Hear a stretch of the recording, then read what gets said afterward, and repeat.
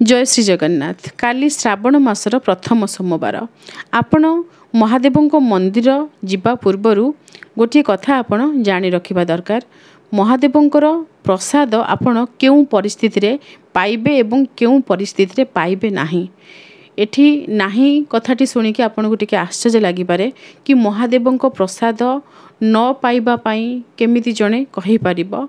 देवदेव महादेव सीए तांकर प्रसाद तो आमे खुशीर सहित पाइबा कथा, किंतु एटी काहेकि मना करा जाउची, काहेकि ना शास्त्र रे बारण करा जाइची।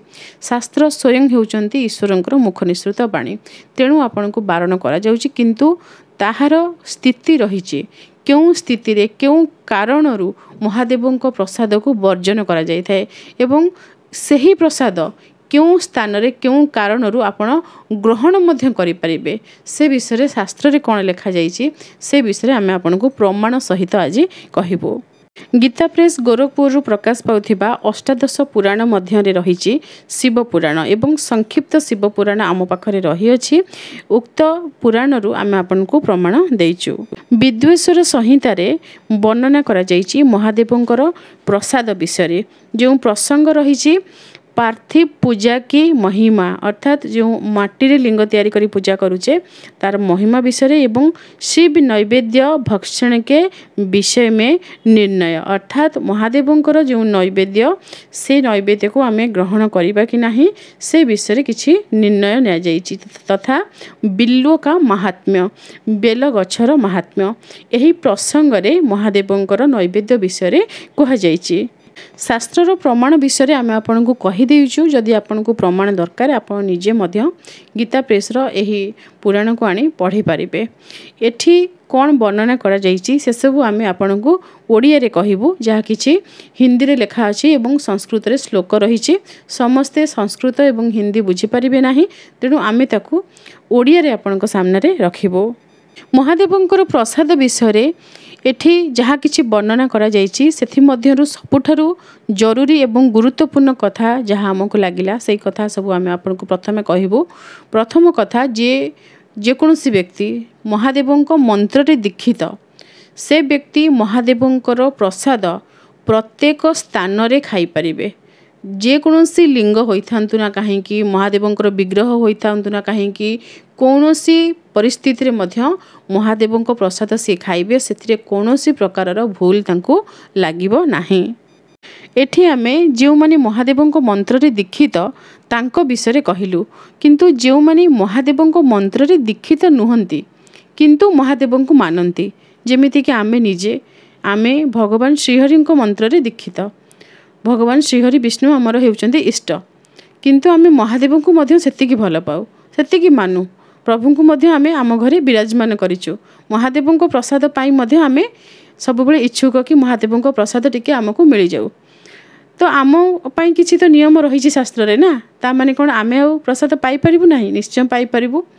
जदि कोनोसी व्यक्ति स्थान काल पात्र बा जो परिस्थिति रे महादेवंक प्रसाद को वर्जन करिबा कथा से परिस्थिति विषय मध्य जानि पारु नाहंती, किंतु तांको हाथ रे महादेवंक प्रसाद रहिछि, से चाहूचंती महादेवंक प्रसाद को सेवन करिबा पई।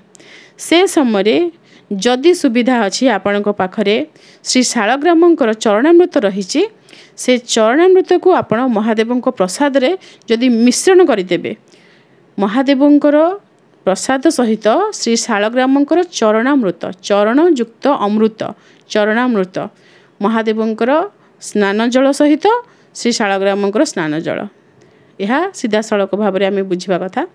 महादेवंकर लिंगरे जहाँ किसी घर्षण करा जाय थाए एवं महादेवंकर अभिषेक करा जाय थाए, महादेवंक शरीर झरी पड़ी थाए जो जल से कंद कदली क्षीर दही सब किछि मिश्रण होइकी रही थाए, ताहा ही हेउची महादेवंकर प्रसाद जहाँ आम लिंगरू प्राप्त होता है। सही प्रसाद सहित आपण श्री शालग्राम को जदि स्नान कर सारिबा परे जो चरणामृत रही थाए, जो जल रही थाए बा पंचामृत रही थाए, ताकू मिश्रण करदेवे, ताकू आपण कोनोसी परिस्थिति सेवन करिवे, सेठी आउ आपण को दोष लागिबो नाही, किछि भी भूल हेबार नाही। ये तो गला द्वितीय कथा। जदि आपण महादेवंकर मंत्र रे दीक्षित ताहाले प्रसाद पाई परिबे। जदि श्री शालग्रामंकर चरणामृत आपण पाखरे अच्छी ताहले मिश्रण करके आपण पाइपारे ताहले अन्य समय जितेबाला आपण पाखरे श्री शालग्रामंकर चरणामृत भी नहीं आपण मंत्र दीक्षित भी नुहति से परिस्थिति आपण कौन करेंगे। प्रथम ये आम मन में प्रश्न आसूची कि आम महादेव प्रसाद सेवन कहीं करवा नहीं ए कथाटी कहीं उठुची। यार कारण हेउची देवता सहित तांकर गण माने आसी थांती जो गण माने देवता सहित रही थांती आमे देवता प्रसाद अर्पण करने समय गण मानक पई चंड बाहर कर दे थाए। प्रत्येक दिन पूजा समय आप चंड बाहर करती ना नहीं कौन पूजा अनुष्ठान हेले चंड बाहर करती ना नहीं जो चंडटी बाहरी थाए ताहाकू देवतांकर गण माने ग्रहण करिथांती। ठीक से ही भली महादेवंकर जड़े गण अछंती तांकर नाम चंड। शिवलिंग उपरे मस्तक उपरे जे कौनसी प्रसाद अर्पण कर दियंती जेमती कि कदलटी छड़ेगी आप शिवलिंग उपरे अर्पण करदेले सही प्रसाद बा सही कदलटी उपरे चंडंकर अधिकार हो जाए एवं सही चंडंकर अधिकार थिबा प्रसाद को साधारण व्यक्ति ग्रहण करने उचित नुहे यह शास्त्र रे बारण करा जाइछि। तेणु एठी प्रसाद ग्रहण करने न करने कथाटी आसुची। एठी आपण एक कथा कहि पारंती कि शिवलिंग उपरे आमे कदली रखीचे सही कदली उपरे तो चंडंकर अधिकार रहिछि किंतु आमे महादेवंकर विग्रह अछंती मूर्ति अछंती तांको सामने किंबा शिवलिंग सम्मुखरे आमे ऊपर कदली न रखिकी सम्मुखरे गोटे थाली रे आमे कदली रखिकी बा प्रसाद रखिकी ठाकुरंक नारे पानी छड़ेले बेलपत्र रे पानी बुलेकी 3 थर भोग आमे पानी छड़े देले ताहले कोन से भोग ऊपर मध्ये चंडंकर अधिकार रहिछि ना से क्षेत्र रे चंडंकर अधिकार नाही।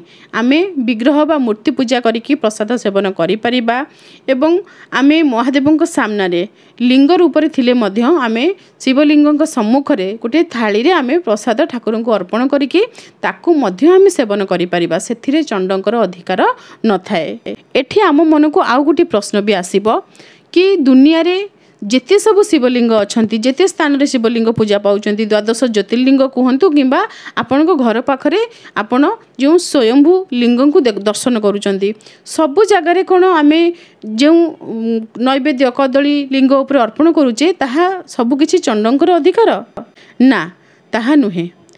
किछि लिंग एमिति रहिचंती जो स्थान रे चंडंकर अधिकार रहिछि एवं किछि लिंग एमिति रहिचंती जहांको उपरे चंडंकर अधिकार नाही। ताहले केउ लिंग उपरे चंडंकर अधिकार न थाए तांको विषय प्रथमे जानिबा। प्रथम हेउचंती बाणालिंग बा नर्मदेश्वर नर्मदा नदी रु प्राप्त हेउथिबा पत्थर बा शिला से स्वयं हेउचंती नर्मदेश्वर सही शिला रे नर्मदेश्वर लिंग तैयारी होंती तांको उपरे चंडंकर अधिकार न थाए। तेणु गृहस्थ माने नर्मदेश्वर को पूजा करिथांती तांकर नीतिकांति टिके कम रही थाए। लुहारे मध्य शिवलिंग तैयारी होंती लुहा सुना रूपा यह शास्त्रंकर बाणी यह आमे आपन को मनरु कहूना हो शास्त्रंकर बाणी कोनसी धातु निर्मित लिंग सेथिरे मध्य चंडंकर अधिकार न थाए।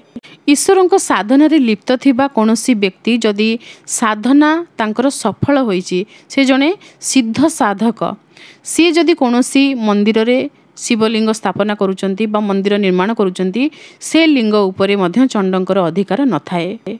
तत्सहित जदि कोनोसी शिव मंदिर रे जड़े व्यक्ति साधना करूचंती एवं साधना रे से सफल हेउचंती ताहले से लिंग को सिद्ध लिंग कहा जाय थाए एवं से लिंग उपरे मध्य चंडंकर अधिकार न थाए। स्वयंभू लिंग स्वयं प्रकट होइचंती तांको ही स्वयंभू कहा जाय थाए सही स्थान रे चंडंकर अधिकार न थाए। जो स्थान रे हरिहरात्मक लिंग पूजा पाउचंती जेमिति कि हमर श्री श्री लिंगराज महाप्रभु से होचंदी हरिहरात्मक लिंग से स्थान रे मध्य चंडंकर अधिकार न थाए।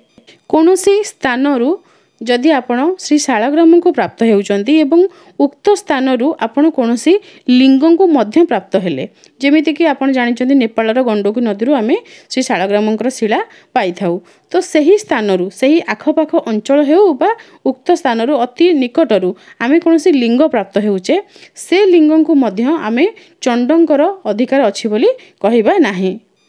पारद लिंग पाषाण लिंग पाषाण कहले पत्थर रजत कहले रूपा एवं सुनारे निर्मित लिंग केशर रे मध्य लिंग निर्मित करा जाय थाए। केशर लिंग एवं स्फटिक लिंग और रत्न रे निर्मित लिंग तत्सहित 12 गोटी ज्योतिर्लिंग ଏହି ସମସ୍ତ ଲିଙ୍ଗଙ୍କ ପାଖରେ ଚଣ୍ଡଙ୍କର ଅଧିକାର ନଥାଏ। ଆମର ଉତ୍କଳୀୟ ପରମ୍ପରାକୁ ଯଦି ଆପଣ ଅନୁଧ୍ୟାନ କରିବେ, ଏହା ବହୁତ ପୁରାତନ କଥା। ଆମେ ଯେତେବେଳେ ଛୋଟ ଥିଲୁ, ଝିଅ ଥିଲୁ, ସେ ସମୟରେ ଆମେ 16 ସୋମବାର ବ୍ରତ କରିବା ପାଇଁ, ମାଘ ସୋମବାର ବ୍ରତ କରିବା ପାଇଁ ଚାହିଁଲେ ସବୁବେଳେ ଘରେ ସମସ୍ତେ କୁହନ୍ତି କି ପାତାଳ ଫୁଟା ଲିଙ୍ଗଙ୍କ ପାଖକୁ ଯାଅ। ସେମାନେ ଶାସ୍ତ୍ର ପଢ଼ନ୍ତୁ ବା ନ ପଢ଼ନ୍ତୁ, କେଉଁଠି ନା କେଉଁଠି ଶାସ୍ତ୍ର ଆମର ଲୋକାଚାରରେ ମଧ୍ୟ ରହିଛି। ତେଣୁ ଏ ବିଶ୍ୱାସଟି ରହିଛି କି ଆମେ ପାତାଳ ଫୁଟା ଲିଙ୍ଗଙ୍କ ପାଖକୁ ଯିବା। ତାହାର ଗୋଟିଏ ଅଂଶ ବର୍ତ୍ତମାନ ଶାସ୍ତ୍ରରୁ ଆମକୁ ଏଠି ପ୍ରମାଣ ମିଳୁଛି। ଶାସ୍ତ୍ରରେ ଲେଖାଯାଇଛି କି ସ୍ୱୟମ୍ଭୁ ଲିଙ୍ଗଙ୍କୁ ଆମେ ପୂଜା କରିଲେ ସେଠି ଚଣ୍ଡଙ୍କର ଅଧିକାର ନାହିଁ। ଆମେ ଘର୍ଷଣ କରାଯାଇଥିବା ଯେଉଁ ଦହି, କଦଳୀ, ଆପଣଙ୍କର କନ୍ଦ, ଏସବୁ ଆମେ ପାଇପାରିବା ପ୍ରସାଦ ରୂପରେ। ମହାଦେବଙ୍କର ପ୍ରସାଦ ଯଦି ଆମେ ସେବନ କରିବା ତାହେଲେ ଚାନ୍ଦ୍ରାୟଣ ବ୍ରତର ଫଳ ଆମକୁ ପ୍ରାପ୍ତ ହୋଇଥାଏ। ତେଣୁ କୌଣସି ପରିସ୍ଥିତିରେ ମହାଦେବଙ୍କ ପ୍ରସାଦକୁ ଆପଣ ମନା କରିବେ ନାହିଁ। କେହି ଆପଣଙ୍କୁ ପ୍ରସାଦ ଦେଲେ ପ୍ରଥମେ ମୁଣ୍ଡିଆ ମାରିବେ, ମୁଣ୍ଡରେ ମାରିବେ, ତାପରେ ଆପଣ ପ୍ରସାଦକୁ ସେବନ କରିବେ। କେବେ କହିବେ ନାହିଁ କି ପ୍ରସାଦକୁ ଆମେ ରଖିଦେଉଛୁ ପରେ ସେବନ କରିବୁ, ସେଥିରେ ମଧ୍ୟ ଦୋଷ ଲାଗିଥାଏ। ଯାହା ବି ଆମେ ଆପଣଙ୍କୁ କହିଲୁ ମହାଦେବଙ୍କ ପ୍ରସାଦକୁ ନେଇକି, ଏସବୁ କିଛି ଶାସ୍ତ୍ରରେ ବର୍ଣ୍ଣନା କରାଯାଇଛି ଏବଂ କେଉଁ ଶାସ୍ତ୍ରରେ କେଉଁ ସ୍ଥାନରେ ସେ ବିଷୟରେ ମଧ୍ୟ ଆମେ ଆପଣଙ୍କୁ କହିସାରିଛୁ। ମହାଦେବଙ୍କ ପୂଜା ବିଷୟରେ ଆଉ କେଉଁ ପ୍ରଶ୍ନ ଆପଣଙ୍କ ମନରେ ରହିଛି ସେସବୁ କମେଣ୍ଟ ସେକ୍ସନରେ ନିଶ୍ଚୟ ଲେଖିବେ। ଆଜି ପାଇଁ ରହୁଛୁ। ଜୟ ଶ୍ରୀ ଜଗନ୍ନାଥ।